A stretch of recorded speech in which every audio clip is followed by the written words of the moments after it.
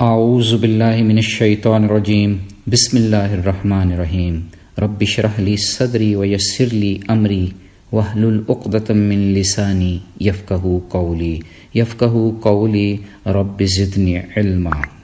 قرآن پاک کا 18واں پارہ قد افلح 17 رکوع اور 202 آیات مبارکہ پر مشتمل ہے۔ اس پارہ میں 2 مکمل صورتیں مومنون اور النور ہیں، جبکہ سورہ فرقان کے ابتدائی 2 رکوع اسی پارے کا اختتامی حصہ ہے۔ میں اس پارہ مبارک کو ڈیوائن مرر یعنی ربانی آئینہ کے طور پر سمجھا ہوں۔ مومن جب اپنے آپ کو آئینہ میں دیکھتا ہے تو اسے رب ذوالجلال کی مخصوص صفات کی جھلک نظر آتی ہے۔ رب تعالیٰ نے فرقان کی صورت بھی ہمارے سامنے آئینہ رکھ دیا ہے۔ جو کچھ اچھا کریں گے آئینہ کے دوسری جانب وہی نظر آئے گا۔ اہل حیا کے لیے اس آئینہ کے پار نور ربانی ہے۔ دل کے آئینہ سے ہم پڑھ سکتے ہیں کہ اللہ نے ہمیں بیکار پیدا نہیں کیا۔ اگر ہم برائی کا بدلہ بھلائی سے دیں گے تو آئینہ میں ہمارا چہرہ نور ربانی سے دمک اٹھے گا۔ پہلے پارے میں کامیاب ہونے والے مومنین کی صفات کا ذکر ہے۔ ان صفات میں 5 وقت کی نماز، زکوٰۃ کی ادائیگی، شرمگاہوں کی حفاظت، برے کاموں سے پرہیز اور اللہ اور اس کے بندوں کی ایمانت اور عہد کی پاسداری شامل ہے۔ حضور پاک صلی اللہ علیہ وآلہ وسلم نے اپنے صحابہ کرام کو اس رکوع یعنی سورہ مومنون کی پہلی 10 آیات پڑھ کر سنائیں اور کہا جو ان پر منو ان عمل کرے گا جنت میں جائے گا۔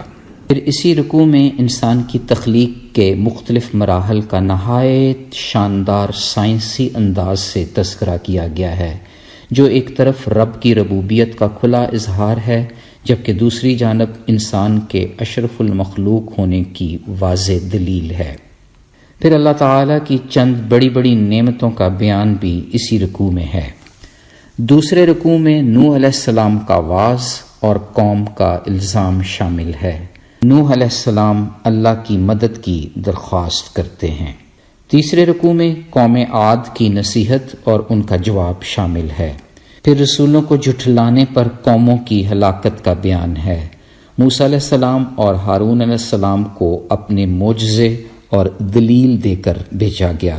اسی طرح حضرت عیسیٰ علیہ السلام کی پیدائش اللہ تعالیٰ کی قدرت کاملہ کا ثبوت ہے۔ چوتھے رکوع میں حلال رزق کھانے اور نیک عمل کرنے کا حکم ہے۔ مومن ہر وقت اللہ کے عذاب سے ڈرتے ہیں۔ یہ بھی واضح ہو گیا کہ اسلام بڑا آسان دین ہے، جہاں کسی بھی نفس پر اس کی طاقت سے زیادہ بوجھ نہیں ڈالا جاتا۔ 5ویں رکوع میں واضح ہو گیا کہ مشرکین مکہ بھی اللہ تعالیٰ کو ہی رب تسلیم کرتے تھے، اور یہ کہ کائنات کا نظام اکیلا رب ہی چلا رہا ہے۔ 6 رکوع میں ایک خوبصورت سبق مل گیا کہ برائی کا جواب ہمیشہ بھلائی میں دیا جائے۔ شیطان سے پناہ کے لیے آیت نمبر 97 اور 98 کی تلاوت فرمائی جائے۔ مزید واضح ہو گیا کہ انسان کو بیکار پیدا نہیں کیا گیا۔ ہم تھوڑی سی زندگی میں تھوڑی سی عبادت کر کے اللہ کی رضا حاصل کر سکتے ہیں اور ایک بہت بڑے انعام کے حقدار ٹھہر سکتے ہیں۔ اس رکوع کی اور سورہ المومنون کی آخری آیت میں یہ دعا ہمیں بھی کرتے رہنا چاہیے جو رب کریم نے محمد مصطفیٰ صلی اللہ علیہ وآلہ وسلم کو ودیت کی۔ رب اغفر وارحم وانت خیر الراحمین، اے میرے رب مجھے بخش دیجئے، مجھ پر رحم فرمائیے اور آپ ہی سب سے بہتر رحم کرنے والے ہیں۔ پھر پارے کے 7ویں رکوع اور سورہ نور کے پہلے رکوع میں برائی اور بدکاری سے متعلقہ احکامات درج ہیں۔ پاک دامن عورتوں پر تہمت لگانے کی سخت وعید ہے۔ مخصوص سزاؤں کا تعین بھی کیا گیا ہے۔ 8ویں رکوع میں حضرت عائشہ صدیقہ رضی اللہ تعالی عنہا جیسی پاک دامن پروقار امت کی ماں پر بہتان باندھنے والوں کے لیے سخت عذاب کی طرف اشارہ کیا جا رہا ہے۔ یوں ہمیں یہ تعلیم دی جا رہی ہے کہ اس مکروہ اور منافقانہ گناہ سے بچا جائے، خواتین کی عزت و ناموس قائم رکھی جائے، بغیر علم کے جانچ پڑتال کیے بغیر کوئی بات ادھر ادھر کر دینا رب کے غضب کو دعوت دینے کے مترادف ہے۔ نویں رکوع میں شیطان کے نقش قدم پر چلنے کی ممانعت کی جا رہی ہے، کیونکہ وہ مردود بے حیائی اور برے کاموں کی طرف راغب کرتا ہے۔ مزید واضح ہو گیا کہ پاک عورتیں پاک مردوں کے لیے اور پاک مرد پاک عورتوں کے لیے ہیں۔ پھر 10واں رکوع یہ واضح کر رہا ہے کہ پاکی نور کی مانند ہوتی ہے۔ باحیا خاتون مرد کے لیے پاکیزگی کا نور سمیٹ کر اسے بھی رب کی خوشنودی کے راستہ میں ڈال دیتی ہے۔ اسی طرح مرد کی ماڈسٹی ایک پاکیزہ معاشرے کی بنیاد رکھتی ہے۔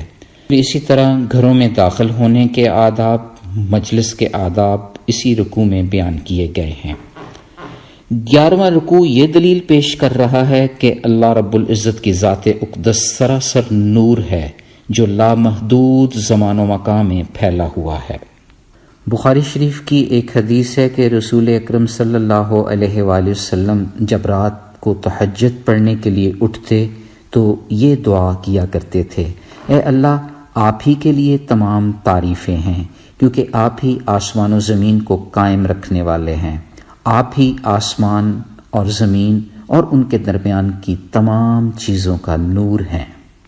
یوں واضح ہو گیا کہ قرآن بھی نور کی ہی ایک پھوار ہے جو ہمیں تاریکی سے نکال کر روشنی کی طرف لاتی ہے۔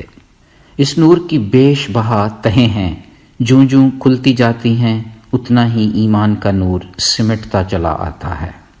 12ویں رکوع میں واضح ہو گیا کہ کائنات کی ہر چیز اللہ کی تسبیح بیان کرتی ہے۔ ہر ایک کا انداز ثنا مختلف ہے جو ہمیں شرم دلاتا ہے کہ ہم بھی ذکر ربانی کی طرف متوجہ ہوں۔ قدرت الہی کے مظاہر بھی اسی رکوع کا حصہ ہیں۔ اسی طرح کئی ایک جانداروں کی پیدائش کا بیان بھی ہے۔ 13ویں رکوع میں وضاحت کی جا رہی ہے کہ اللہ تعالیٰ نیک لوگوں کو زمین کا وارث بناتے ہیں، انہیں خاص مقاصد کے لیے چن لیتے ہیں۔ اس رکوع میں اس امر کی بھی وضاحت ہو گئی کہ نماز، زکوٰۃ اور اطاعت رحمت الہی کا باعث بنتی ہے۔